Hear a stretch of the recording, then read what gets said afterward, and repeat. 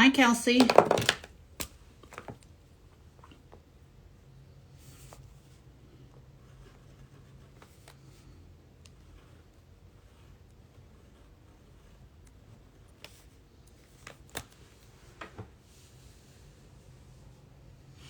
How are you?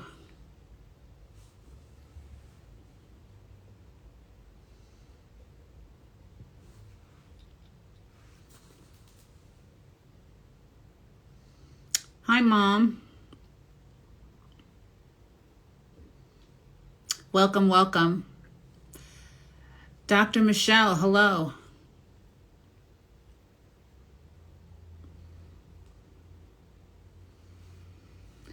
I am well, thank you. What am I doing? I don't know. I'm having hair struggles. I don't know why my scalp is so dry. It's really ridiculous. But anyway, I guess that's a menopause thing because I think everything is menopause, but whatever. How's your home spa going, Kelsey? That you're building? I'm interested because I want to come over and use it.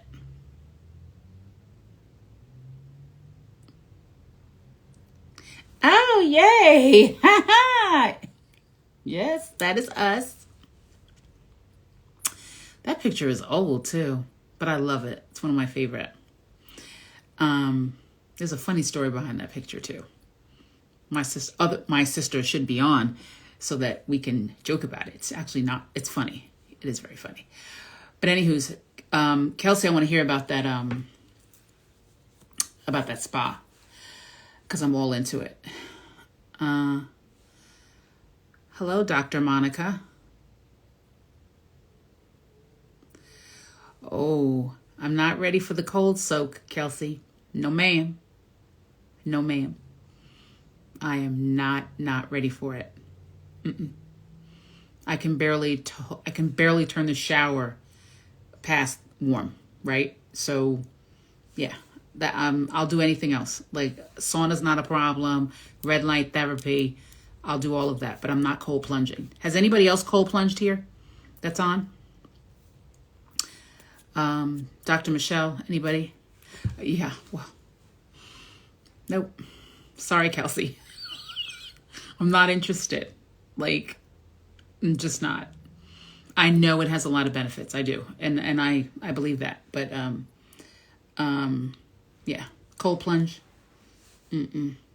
Makes me kind of, just the thought of like getting in there. And I know it's good for inflammation.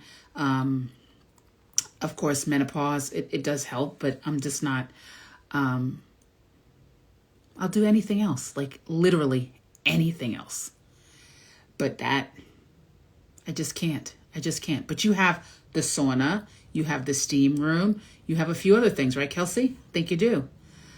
Hi, Heather. How are you? Hi, Mushaboom. How are you? Thanks for joining, everybody. Dr. Nadeen White should be joining us momentarily. We will see. To you, Dr. Michelle. Can't do it though. I'm not turning to the cold. I just can't do it. Do you? Okay. Yeah. So you feel like it does work to minimize the hot flashes, Salika? I want to hear about this. Okay. So I think. Mm-mm.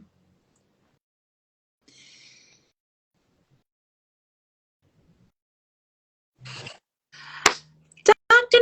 Hi, Nadeen, how are yay! you? How are you? Thank you so much. Let me share the video. It says I can share it here. I'm sharing it to Parrish.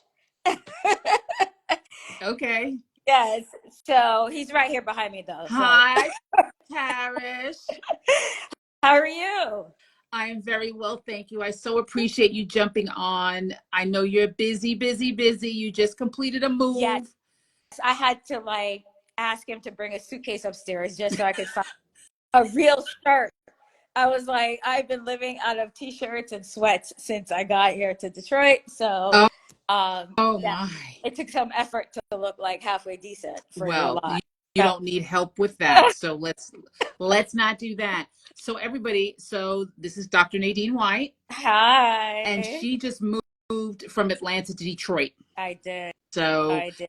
Yes. huge transition, Yeah. right? But whatever. Yeah. We do that. We seem to do that well, don't we? Yeah. I mean, it's my first time, like, I'm not familiar with the Midwest at all. I've lived up and down the East Coast.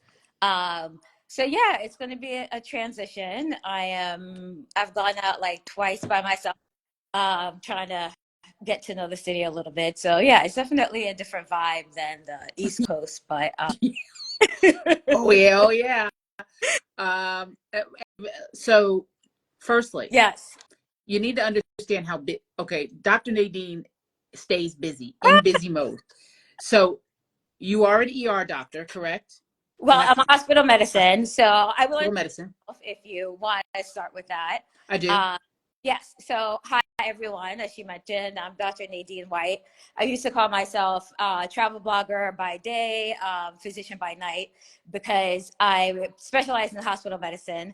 And for 12 years, I worked night shifts at Children's Hospital of Atlanta, in Atlanta. Mm-hmm. And before that, I worked hospital medicine in Florida. So that entailed everything from going to the emergency room, admitting patients, taking care of patients in the hospital.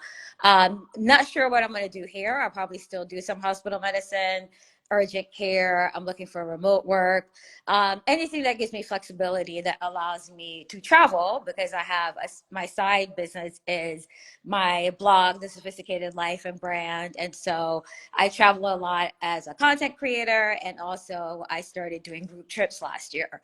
So I also curate food and wine group trips. So I have 3 coming up. This is the second year of them. So we're going to Barcelona, Morocco, and Southern Africa And next and year. and don't minimize it, Nadine. They are luxe trips. They are They're okay. Let's everybody be clear. yes, They are luxury they're trips. on They are luxury. elevated. Yes, yes, they're definitely unique experiences. You're not just going to restaurants and eating and drinking wine like, oh, this is fun. No, they're private, guided tours to wineries. We do everything from like we made chocolate in Turin, Italy, truffle hunting. We did pasta making class, Truffle you know, in Morocco. hunting. Yes, I did that twice last year. Can you believe this? I did that in Italy and France. I couldn't believe it. Yeah, those are the kind of tours I'm running. Right. And so, okay, but you just moved to Detroit. So you were practicing Yeah. you hospital medicine, Yes, in right? Atlanta. Yeah. You were running these curating these luxury Yes. trips and Yep. managing your blog, Yes. The Sophisticated Life, which is Correct. all around travel, food, wine, Yeah. correct? Correct. Correct. Yeah. That's Yeah. a lot. That's a lot. And again, I'm always interested in everybody's story. Because I feel like I'm going through this thing where I realize everybody has one. Absolutely. And I firmly believe that um, we all move from a common thread, Mm. right? We're different. We are all unique and different. We're all created, right, differently. But with that, there's always a common thread, and I believe that we can always learn from somebody else's experience. Mm. And I think, again, knowing you, oh my goodness, what is happening in my house here? Sorry, guys, I love technical that. difficulties. I apologize. Like the lights are going off. Like what is happening here? Um, Oh, I like this name, HBCU winemaker. who's Oh, that? I don't know, but I want him to tell us more about that. Do you make wine? I assume so because it says HBCU Excuse winemaker. me, guys. I apologize. This is so ghetto, but this is what happens. I I, I understand. I finally bought a case where I can like just put the phone up because I miss my Well, iPhone case holder. okay. So annoying. Sorry. All Uh, right. there Technical you go. difficulties. Yeah. Okay, let me just say hi to everybody who's joined. Yeah. Yeah. I see a few people I know. Hey, Tony, thank you for joining. Oh, Paris, yes, thank you for joining. Kia, but everybody, welcome. This is Dr. Nadeen White, formerly Yes. in Atlanta. Now she's in Detroit. I am. Yes, I am. hospital medicine Yeah. physician, Yep. content Yeah. creator. That's right. That's what we're doing here, Yeah. right? And today we're just going to kind of unpack, first of all, all of these things, right? Because you're Yeah. doing a lot. And so, I mean, right now you're just getting a little brief rest, Yes. right? Because that's really, A transition which, of rest. Yeah. right, which you Basically, deserve. yeah. Right, Since I've been working, the only time I've taken a break is when I've moved from city to city. I've pretty much just always been working my whole career. right. I've never actually taken a break. It's been exhausting. So I'm currently looking for jobs here, but again, I was saying anything, it has to be flexible because of my travel business. So yeah, I'm hoping to find like 2 part-time jobs that I can kind of So your full-time job is content creation and your part-time jobs are going to be medicine. medicine. That's what people And always that's say. Yeah. okay. Right. Like, why, like, the notion that we have to define all these Right. things, like, is ridiculous. It's And I true. think we all in our generation and the generation ahead of us, Mhm. right, the baby boomers, as women, we're always taught to, like, it has to fit in a box, it's got to be this Yeah. way, and everybody's got to be happy. And when we have our eureka moment, right, the moment where we're like, there's some things I want to do, Yeah. everybody's losing, it's mayhem, Yeah. right? And I'm Yeah. sure everybody on can relate to that, like, Yeah. when you have that moment where things just shift, Yeah. right? And you're like, oh, I think I want to do something else. So Mm. with that, I want you to tell us, how did you make that shift? Like, because you technically really didn't make a shift, but you're doing something different, completely different. Sure. So how did you get into content creation? Yeah, it's kind of wild to be honest with you because my whole life I had been a scientist, right? I mean, I went to college when I was Right. 17, um, went straight to medical school, and so graduated with my medical degree at 21. So I was Well, the I was always the person that was like scientific. I like math. I like going to the board to solve for X. I was never creative. Like I never liked in college when you remember those blue books they would give you and you have to write. right, And I'm like, oh, I hated any kind of real like writing class. It has to be a minimum of 500 words. Like why? Why do I have to come up with words? right. So it was shocking to me more than anyone that I do anything kind of like creative wise. But it was back like I guess around 2011. I'd had a really tough year. I'd gone through a really tough breakup, and then my mom had passed away, and I was around 40. Yeah, I was around 40. So I kind of decided too that I'd been like, the good girl. People would ask me like, "Oh, do you have any kids, Dr. White?" And I'm like, "No, I'm not married." And people, would look at me like, especially my patients' moms, would be like, "What does that have to do with it?" Isn't that interesting? Yeah, Like, that's the new, that's the thing, yeah. right? Like, Like, what does being married have to do with having kids? So I was like, okay, I'm 40. I'm gonna just try and do this on my own or whatever. And then I found out that I waited too long, basically, that it was too late for me to have kids at 40. I was already perimenopausal. wow. Which was really shocking to me. And something I've talked about a lot to women is that just still, I think around then it was like all these older women were having kids, like Janet Jackson's having a baby at 48, and Halle Berry was Yes, having kids. yes, in their So 40s. yeah, so a lot of women were like, "Oh, I don't have to worry about it. I can do my career. I can do that." And I was like, go get checked because my doctor kept telling me, "Oh, you're fine. You're fine at 30." And I'm a doctor, so Right. I was at 35. Like, do I need to get checked? Do I need to be worried about this? And it was always like, "No, you're fine. You're fine. I'm sure you're fine." But at 40, when I finally got checked, I was not fine. And so it was really pretty crushing to me at that Of point. So course. yeah, So, yeah, so, so so I just, if you don't Sure. mind, I just want to unpack that for a sec, right? So, part of my driver for this shift her is because I went through so much with this Mm, menopause business mm-hmm, and did not understand. I was at that moment, I was in the best shape of my life. And I mm, said to myself, like, when things were going a little awry, I was like, oh, it's okay. I'll power through. mm, That mm, power through business is just BS, mm, right? Or I can't take time off of work. I'm trying to build something. I'm trying to do this. I'm trying to do that, right. right? I don't have time for that. And so when I hear you, it so resonates with Mm, me when mm, you said I waited, like, and it's not your mm, fault, mm, right? But you're a right. doctor, right? And And so in your mind, that had to be the other part of it. Am I right? Like, I'm a doctor. Like, why wouldn't I know, yeah, right? yeah. And back then, and like I said, I was asking my own doctor, Right. about it. Right. And he was like, no, you'd have to let's say, be married and try for at least a year and not get pregnant for us to be worried. And I was single. So it's like, okay, so I guess I'll just wait for that. And for me, it was more like we were talking about like standards, from our generation Hmm. that I just get pregnant. Like I Right. was hoping to We're get not married, doing that. Right. family, right? I wasn't just doing that. But by the time, like I said, I was 40, I thought, okay, well, it's not happening the way I thought it would.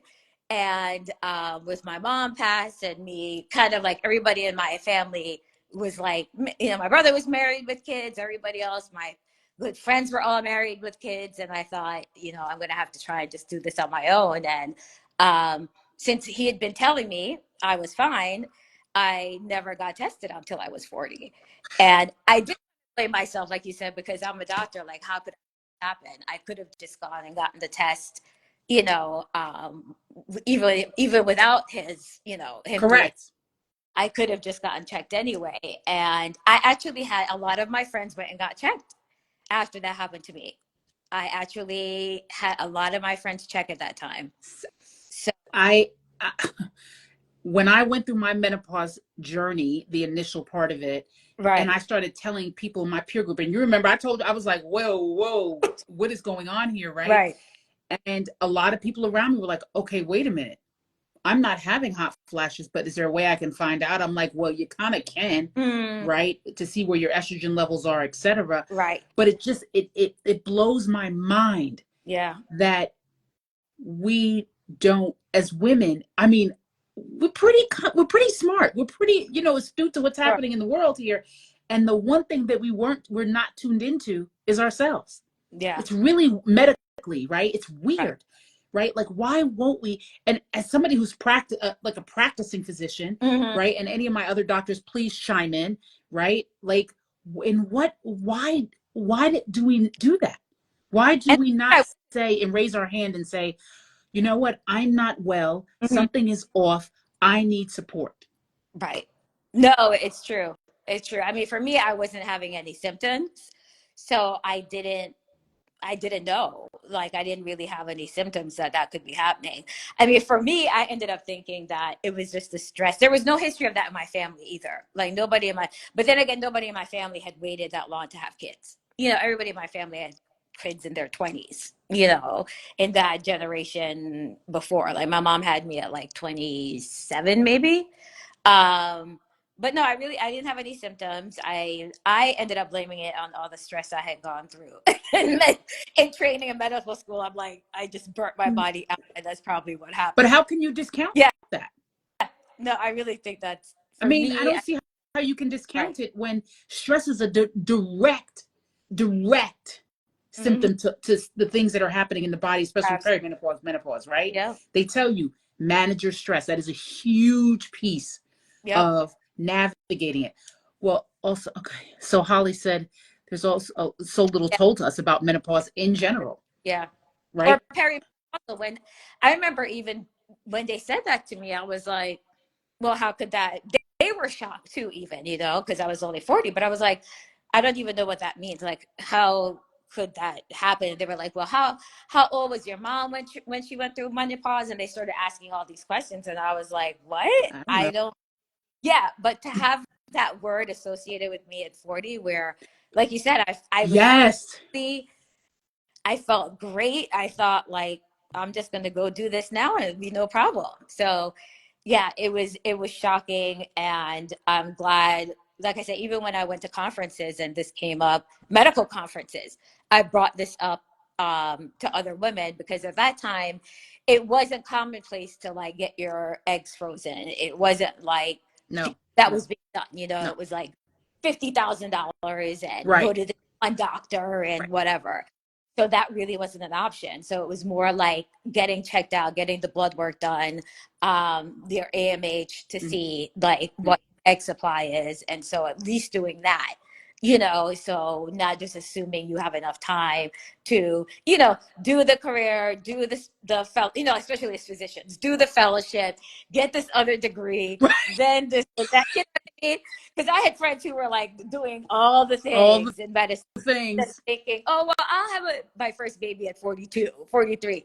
And so, yeah, it's important for women to kind of, to get checked at least if they want to wait to do that. So, Yeah, and yeah, Malika said she said her mom never talked to her, and yeah, no, no, no. and I mean, my mom's on, and she didn't tell me any. Like I said to her, I said, "Mommy, how did you not tell me about this business? Like this is insane." Yeah, no, And it just no. felt like a ton of bricks. Like all of a sudden, I was like, "What's happening?" Right. Like my world literally shifted. So Uh, I truly empathize with you, especially when social media wasn't where it is right no, now, oh, like all of that.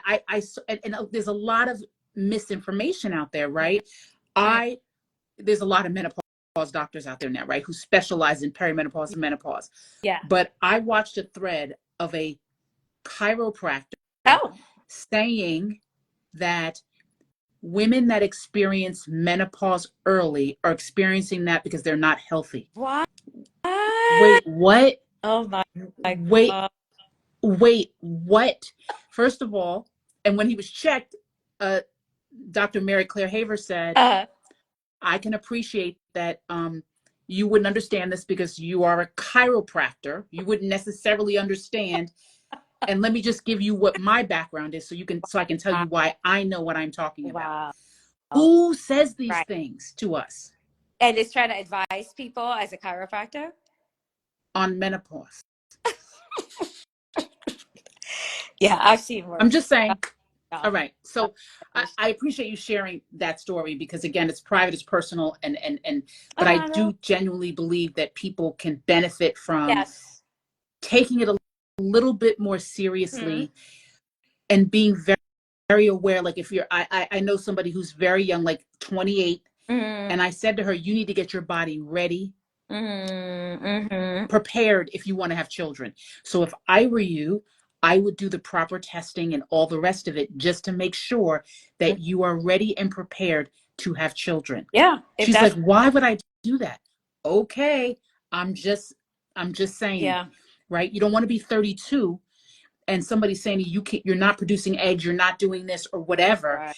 and you could at least have the information, right, Yeah. and be informed about what's going on with your Yeah. body. That's what I tell women. No, it's true. At least be informed. You know, if you want to have, you know, again, this is if you want to have biological kids, because obviously not every woman wants that. But if you do, then yeah, the information is very important, you know, in your decision making. That is correct. Holly, thank you very much. People need to stay in their lane and stop sharing women. Yes. Full stop. Thank you very much, Holly. I appreciate you for saying that.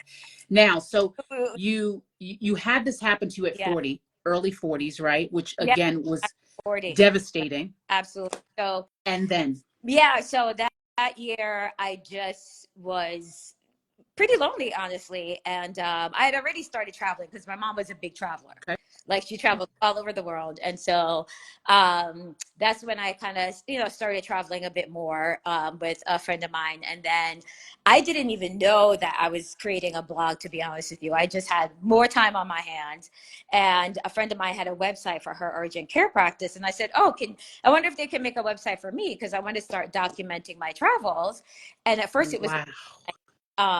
three or four of my friends all contributing to it, and I called it like a web zine or a web magazine kind of, because I wanted to document travel, arts, culture, everything having to do with the things we loved, going to Broadway, traveling to Europe, or food and wine festivals, because we went to a lot of those.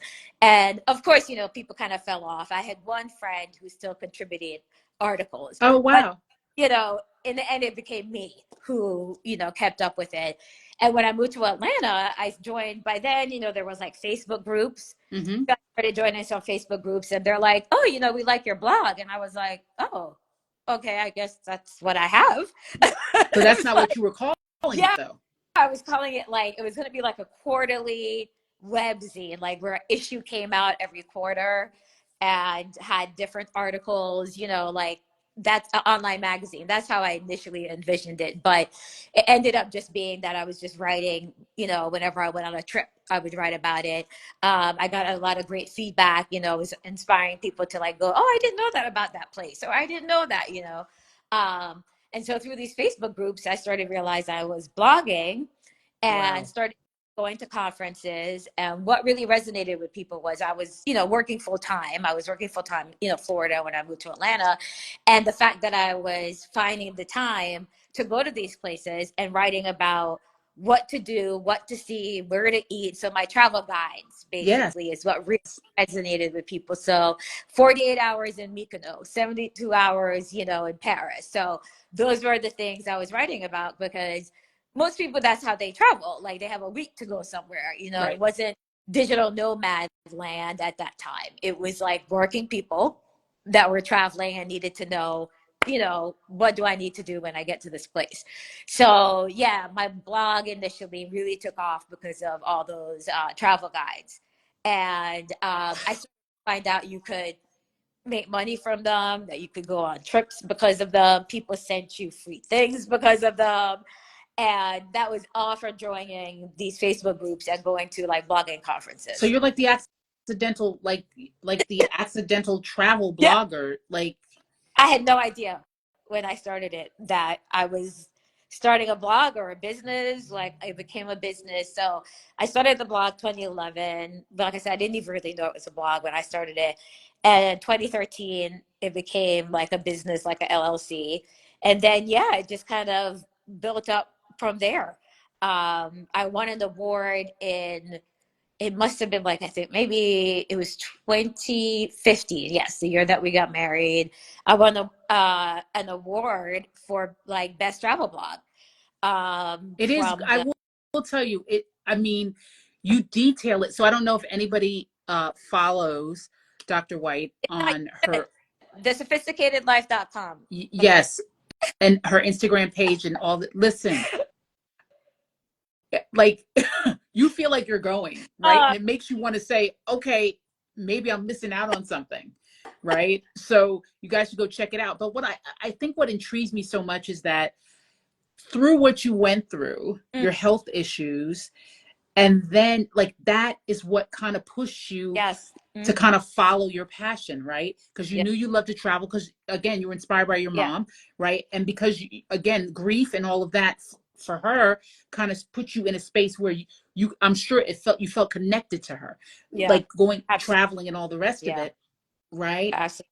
Yeah. And like you turned it into, I mean, your pages are pretty Oh, robust. oh, Like, thank you. I mean, they Yes. are, No, right? Like, I mean, you really get it done, and very professional.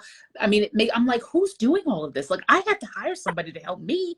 I'm like, who's doing all of this? it's a lot And of work. this woman's a doctor, a practicing physician.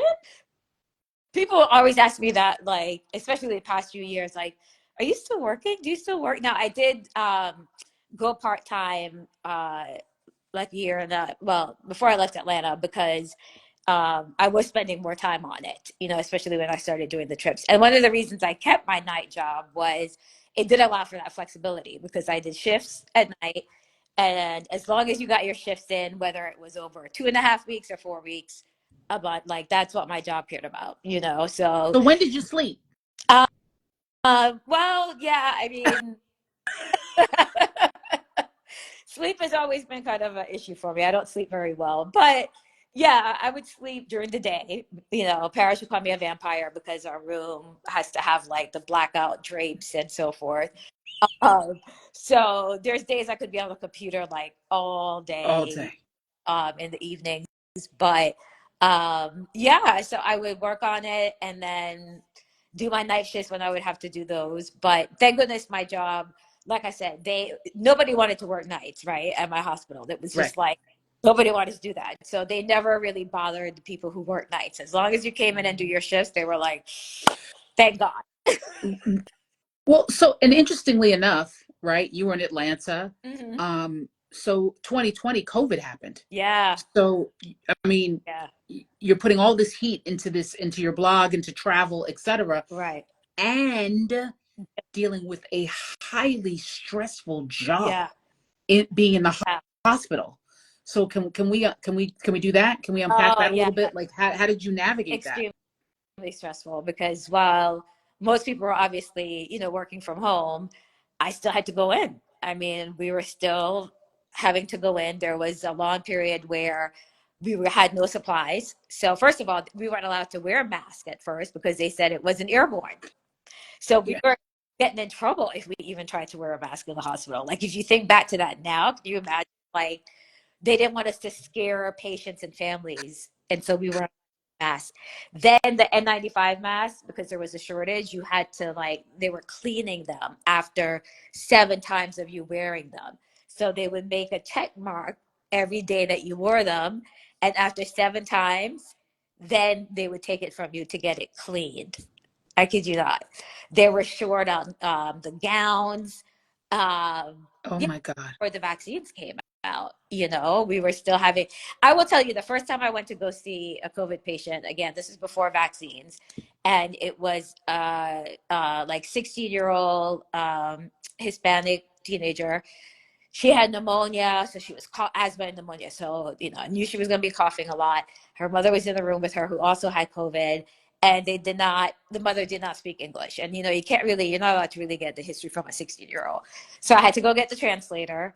I knew I was going to be in there longer than normal because I needed the translator. And I was all gowned up, had the goggles on, the whole thing. I had like a mini panic attack.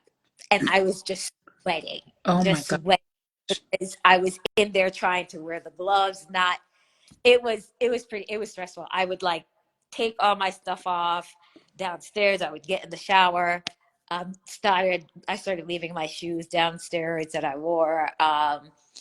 Yeah, it was really tough. During that time is when I started speaking a lot more because I was on CNN Yep. speaking about COVID with travel. And then, of course, everybody switched to webinars.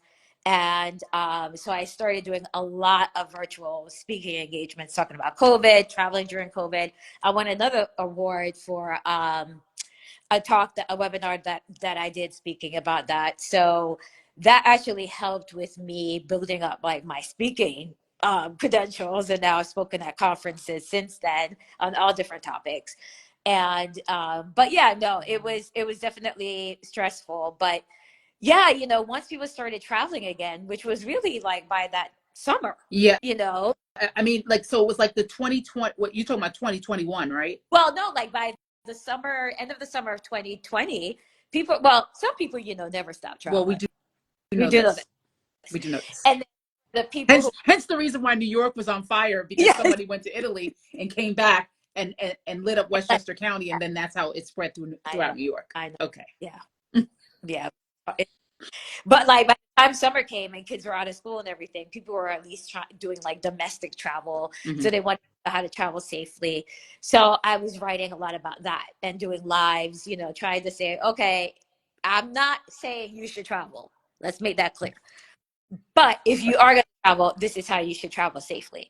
So a lot of my talks then were about that. We did not leave the country till, I don't even know.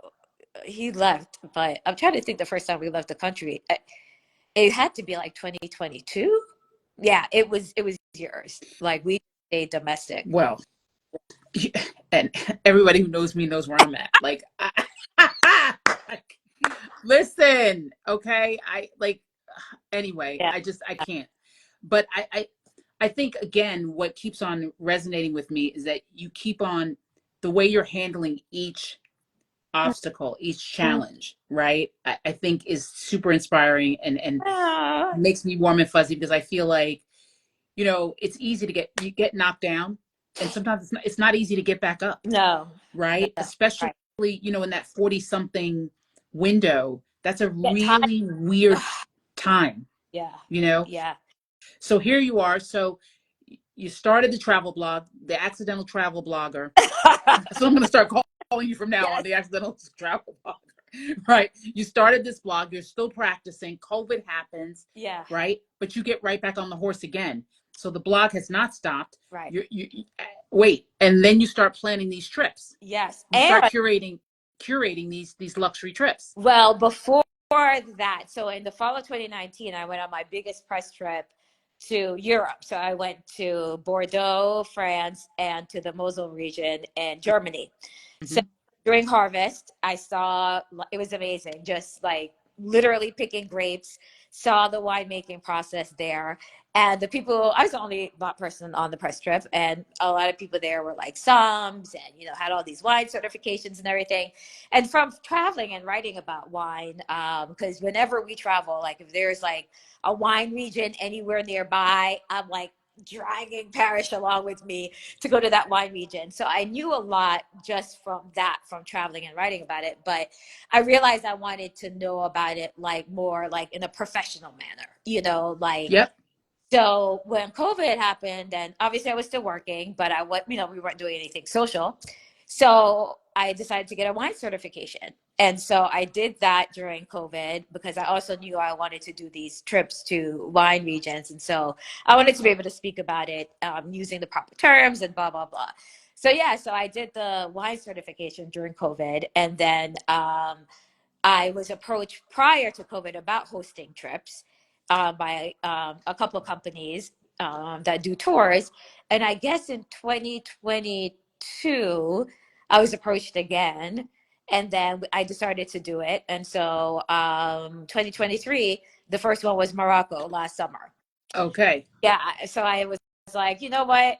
It was scary because even though it's something I had had in mind to do, to actually say yes and to start curating it and ask people to like give their money and trust in you to, and I'm still so grateful for the first set of people. It was 15 That's a people who lot. in me, yes, for my very first tour to come on to a country I had never been to Morocco.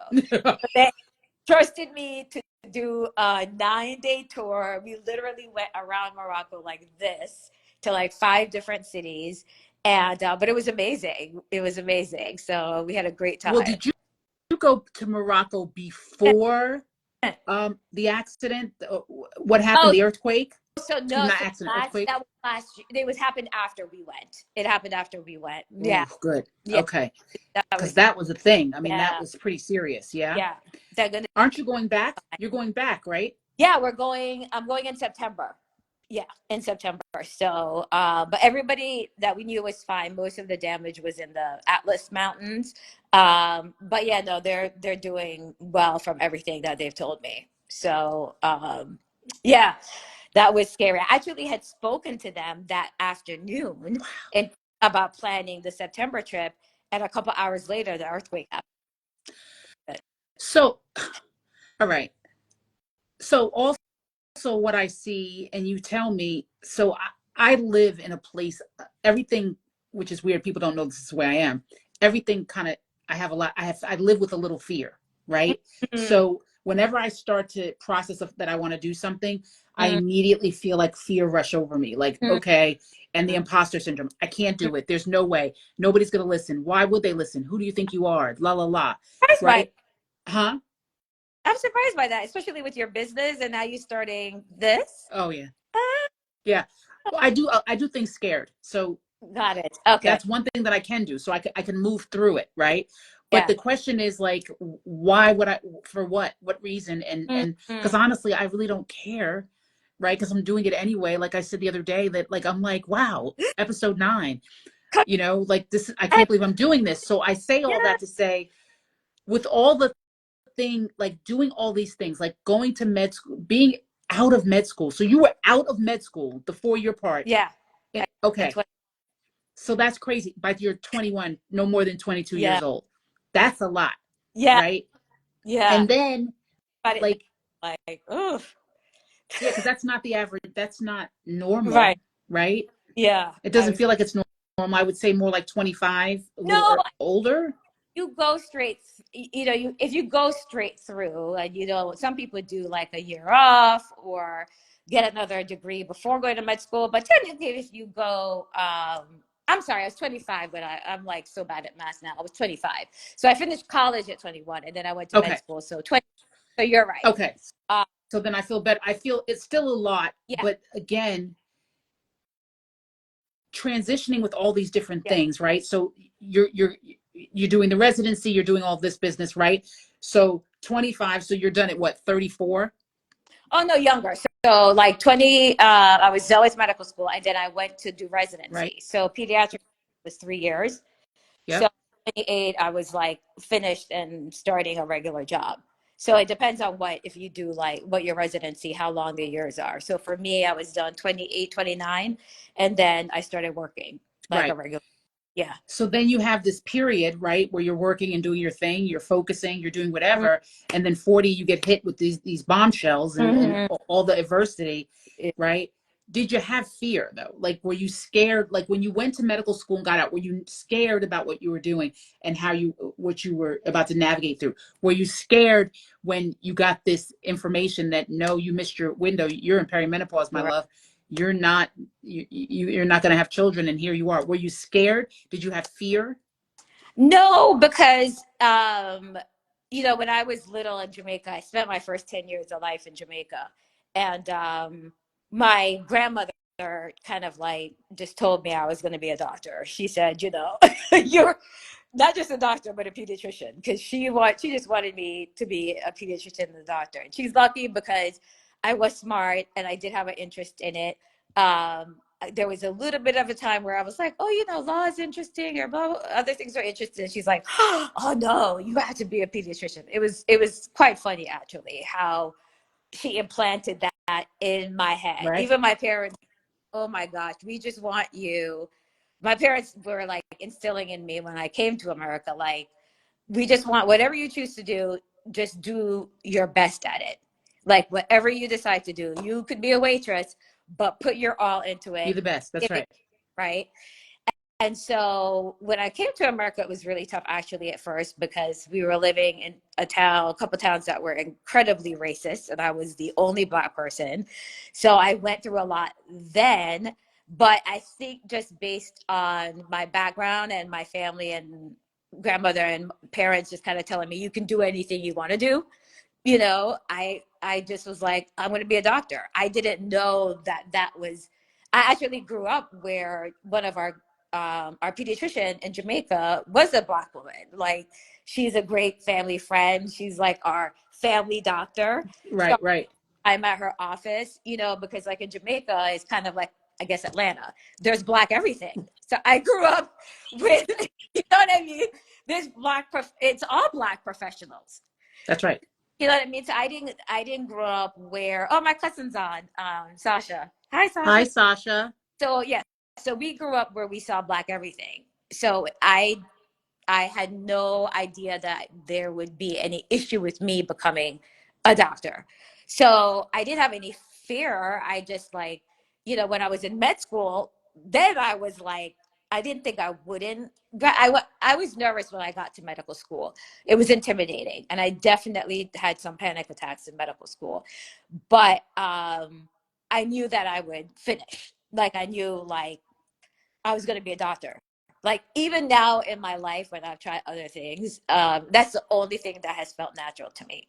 I feel like, Really? yeah, like even when I'm doing this travel stuff, I'll complain to Parrish about it. Like, why am I even like trying all this stuff? I need to just stick to what I know, which is medicine. You know what I mean?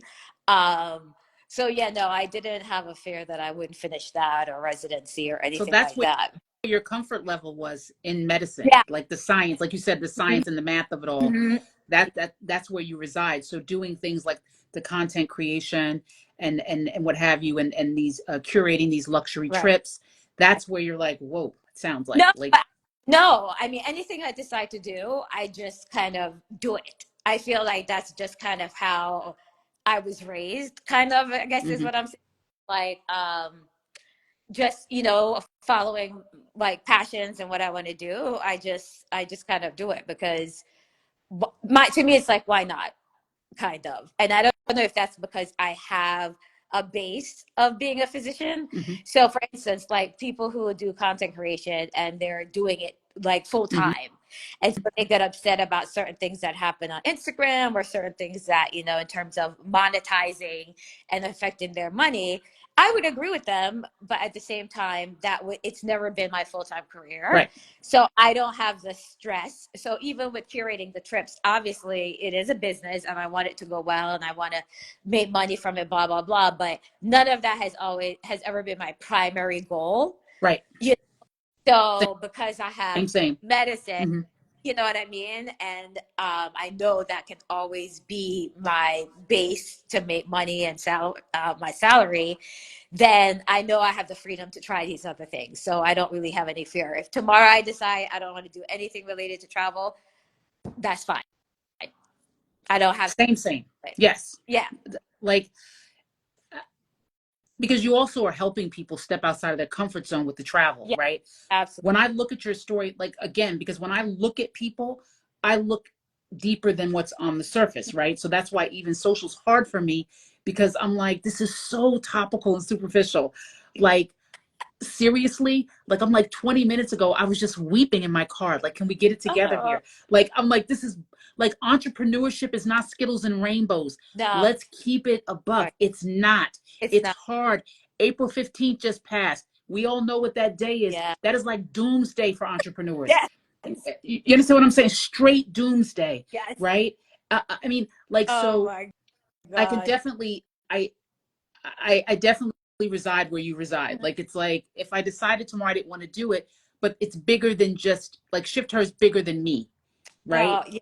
Oh, I It's love that. it's bigger than me. And I look at your trout, like what you're doing, it's bigger than you. You can go by yourself and get your husband and get on a plane and go and have a good time and not worry about the 20 people, 30 people you have with you. Right.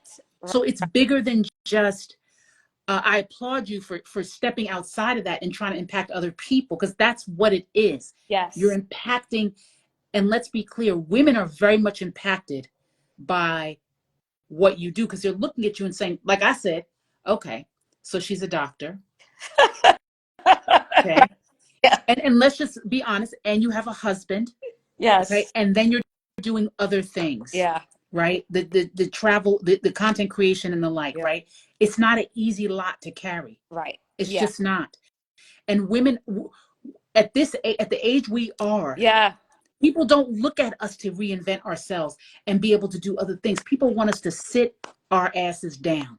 You That's said it. It's true. what they want. Yeah. No. You have no estrogen anymore. Your estrogen is leaving you. Okay. Guess what? You're not the same size you were. It's all of this Too bad. and that, right? And nobody expects that. And when we want to do it, am I right? Yeah. And when we want to do it, everybody's looking at us like we're Yeah. crazy. Like, what is wrong with That is. you? So I applaud you Oh, thank you. for Thank- I applaud- pushing through, Yeah.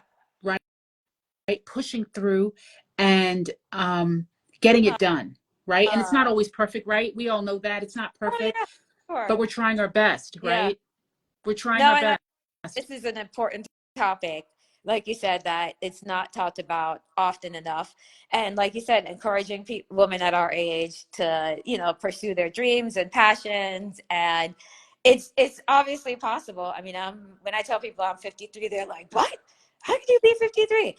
And a lot of the women that have been on my trips, it's like first for them, like first time being in Italy, first time doing this, first time, and that just like warms my heart. Or like it's a lot of solo women who have no one to travel with. And so that's why they come on my trips, because at least they're not alone and they get to go to these places. And And then you yeah, that have a great husband who does. Okay, so full disclosure. All right, so full disclosure. Let's do it. So I know her husband. That's how I know Dr. right, Nadeen. Okay, her husband is amazing. So we all went to Oh, college together. He's I amazing. He just is love a good guy. That's it. All that. right, Parrish, I said it. I said it, Parrish. Fine. All right. So I said Yeah, it. yeah. Okay. And so when she keeps on saying we, she's referring to her husband, Parrish, who is lovely, and they are lovely together. Oh, So, thank you. yes, but Thank you. I just, you're right. You're impacting women, like people saying it's their first trip. Parish is the best. Yes. Yes, he is. God, like a hard time. But Well, this is what we do. It's what we do, right? yes.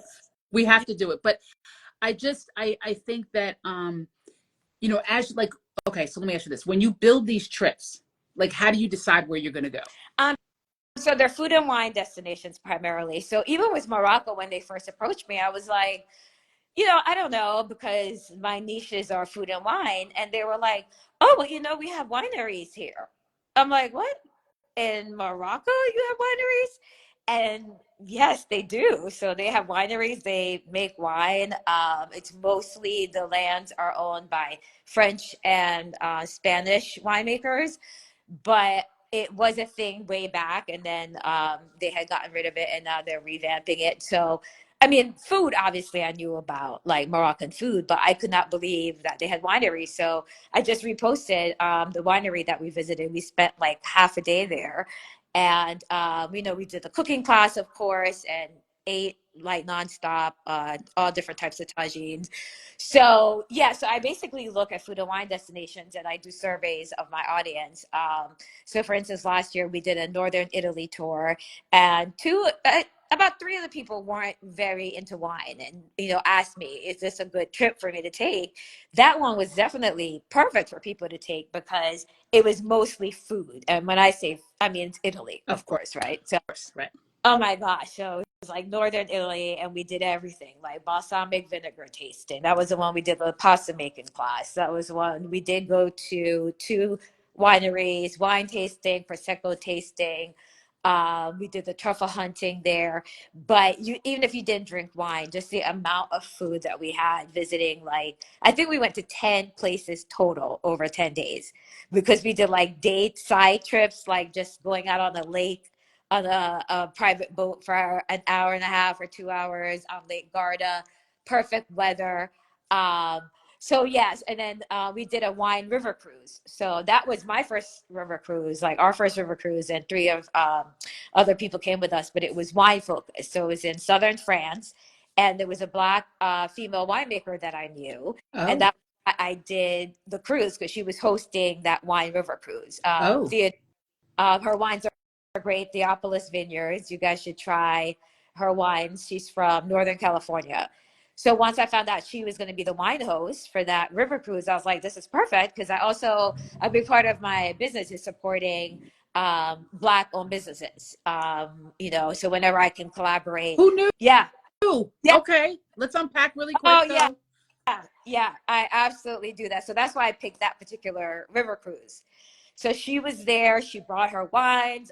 Like a lot of her club members were there, and so yeah. So we sailed through southern France, learned about the wines there and her wines, and yeah. So that was amazing, and so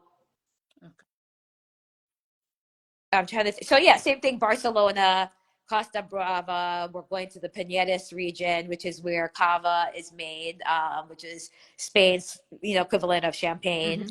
And then again, we're going to Morocco again, and then in Southern Africa. I mean, that's going to be. It's. I think it's like 10 days we're there because we're doing Victoria Falls first. And then we're going to Cape Town and to then the winelands. So we're staying at a winery estate in Stellenbosch. We're doing wine tasting with Tuani Price of Zuri Wine Tasting. So she's a Black female Mm-hmm. from California, but she's been in Cape Town now for years. So she supports all the Black winemakers in South Wow. Africa. She was just in Essence. She's in Essence this month, the one with Usher on the cover. So if anybody Okay. has that one, she's in there. And so I wrote about her from my blog years ago. And so we've always kept in touch. That's And nice. so she moved to South Africa. So I can't wait to work with her.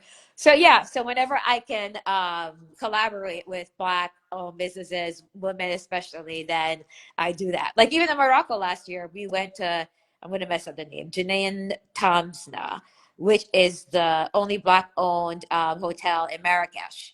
So we went there and had dinner, and then we I got to saw that. meet the owner. Yes. Mm-hmm. So yeah, so it's really great. I do my research and really try and support those businesses while we're traveling.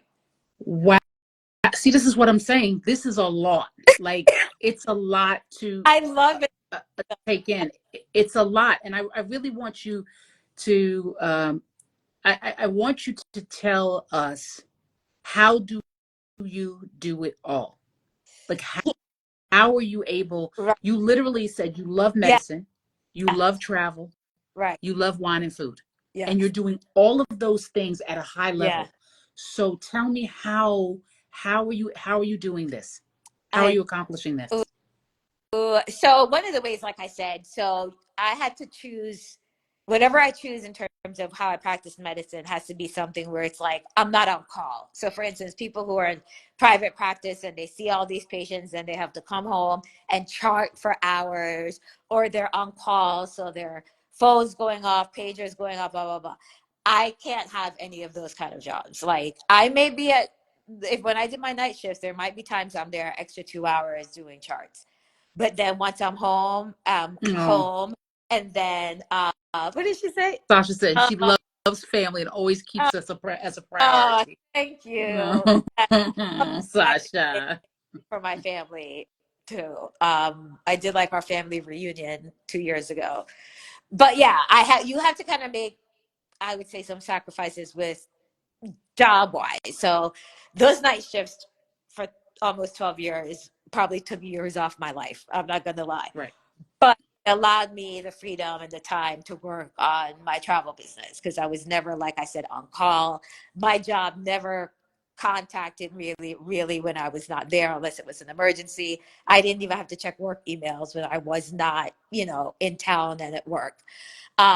So I then, when I'm off, work on like the travel curation. So that does get busy. Like there's certain times right before I came here, the week before I came here, I was like stressing over payments and deposits for my South Africa trip with my travel agency because I am also a travel agent now. But Wait, what? yeah, yeah, Oh, yeah, okay. So I'm writing this down. I'm adding that to the list. Travel agent. yeah. Okay. Number 4. All right. There's periods where I'm like heightened stress, when things have to get done, that I'm just like, oh my gosh. And then there's times where like, okay, all the trips are settled. This is who's going. I can then maybe work on this a little bit more. So I will tell people you have to be very organized. You have to love multitasking. I'm someone who, if I'm not doing something, which is horrible. This is horrible. I'm not saying everybody that this is healthy, but I feel like I always have to be doing something. Like I can't just, maybe at nighttime, I like late night. My husband would tell people that's one of the only times I like to really watch TV, or I'll force myself to like try and watch a movie or something. I do Mm. read books because I run a book club. Oh my Um, God. but Oh my God. look at Stacey's face. Oh my God.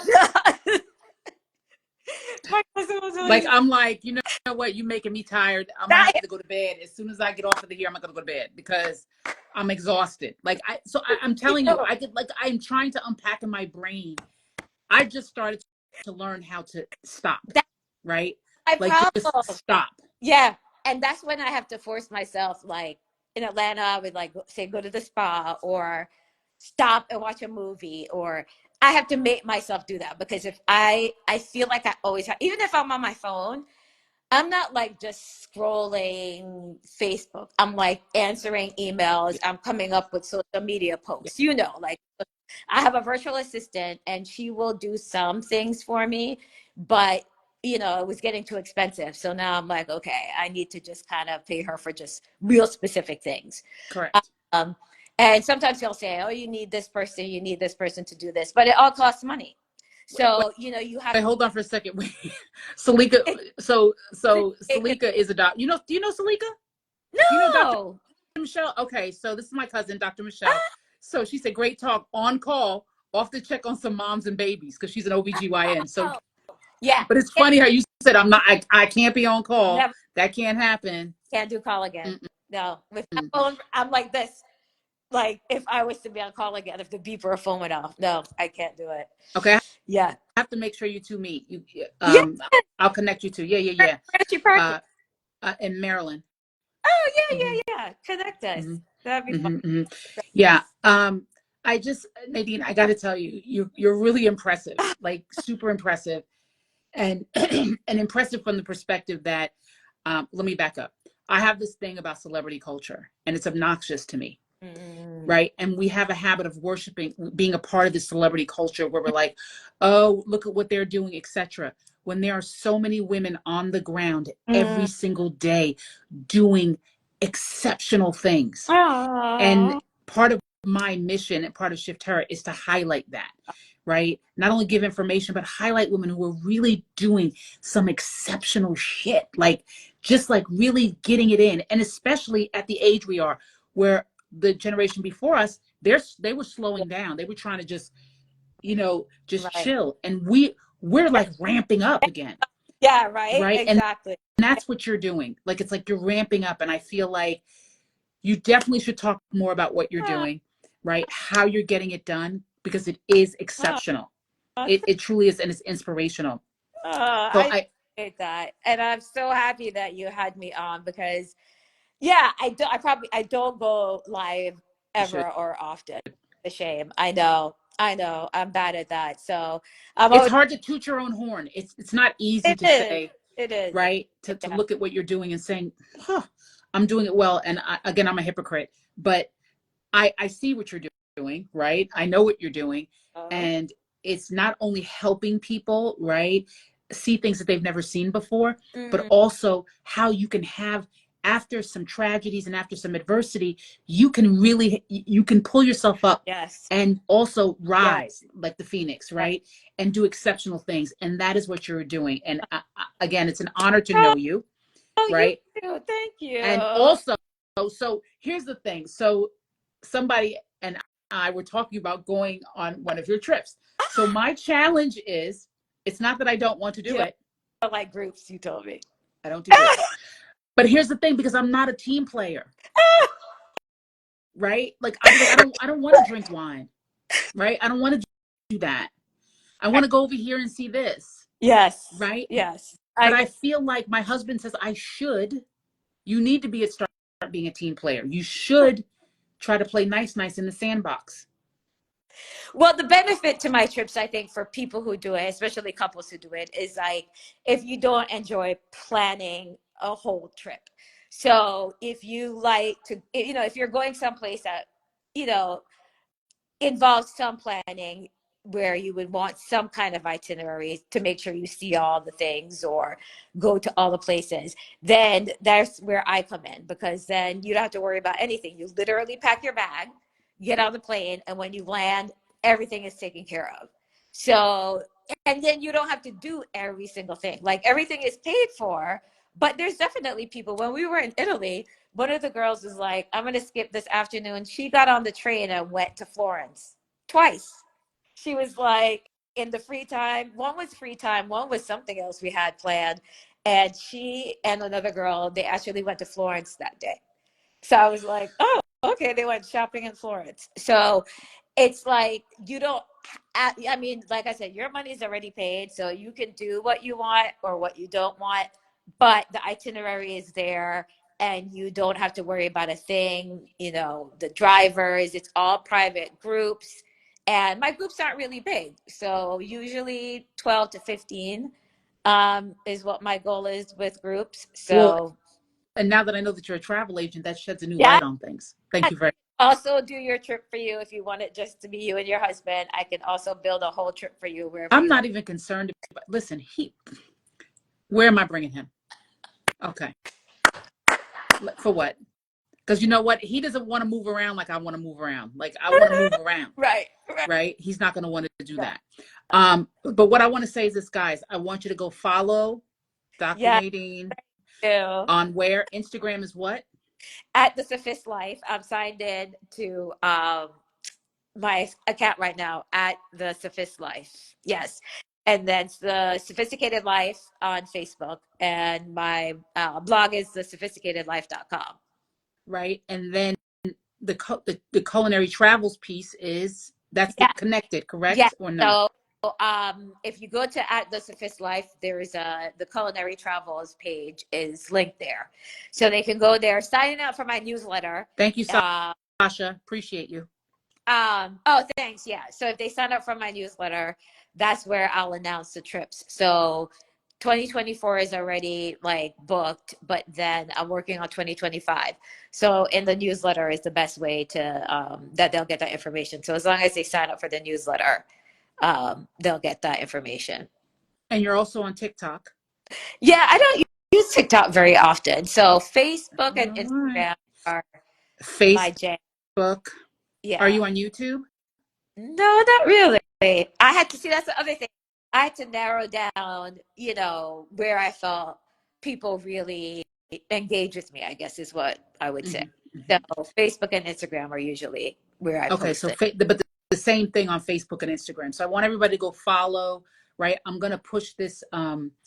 I'll post the talk today. I'll post Okay. it, but then we'll also it's also going to be pushed to my YouTube channel as well. Oh, great. Yeah, I'll share it for sure. I do have a YouTube channel, but yeah, I'll definitely Yeah, and share I'll do it. some clips and stuff like that. But I so appreciate everybody joining. But Yeah, let's make sure we support Dr. Nadine and what she's doing, thank right? you guys. And if you're looking for travel, she is the Yes, person. Traveling with the physician, it can't get any better than that. absolutely. I have had to give advice on trips. I was in Istanbul and I think like 4 people got sick, like urinary tract infection. Somebody broke out in hives. Somebody had diarrhea. I kid you not. So And you I were was practicing on the trip practicing medicine while I was in and Istanbul a few years ago. sending invoices later. Okay. I should have. I'm only kidding. Okay, guys, thank you so much. I appreciate you, Dr. Nadine. Yes, Bye. we will talk soon. Enjoy Detroit. Yes, thank you. Thanks for having me. All right. Thank you. Bye.